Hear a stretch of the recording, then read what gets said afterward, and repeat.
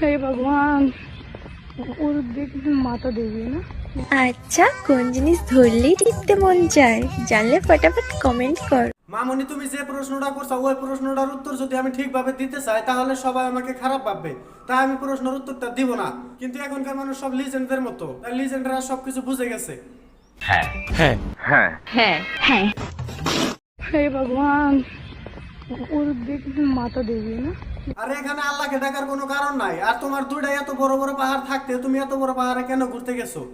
এখানে আরো একটা কথা, তুমি ভিডিও করতেছো করো, কিন্তু মোবাইলটা এরকম ভাবে লড়াছাড়া করতেছো, আমার বন্ধু তো তোমার বড় পাহাড় দুইটা দেখতেই পারবে না।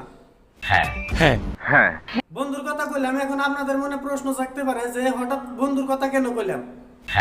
আমার একটা বন্ধু আছে, নাম তার হযরত আলী। ওর আবার এই বড় বড় পাহাড় আলা মেয়ে দেখতে খুবই ভালো লাগে।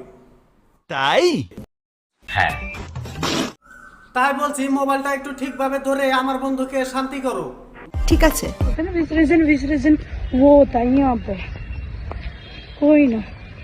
बहुत ही अच्छा ठंडा इलाका, वाओ कितना। আবার দেখো, আমার বন্ধু কিন্তু ভয়ে লাফালাফি করবে এবং কি মাথা ঘুরে পড়েও যেতে পারে, কিন্তু ওর সাথে সাথে জানি আবার তুমিও পড়ে না যাও।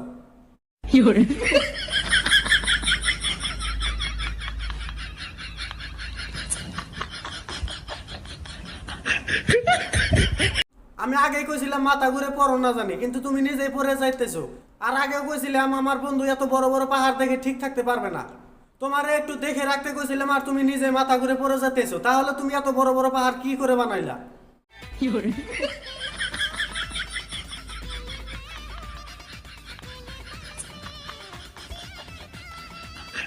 আরে না না, আমি একলা না, আমার বউ আছে। আর আমি এত বড় পাহাড়ে উঠতেও চাই না।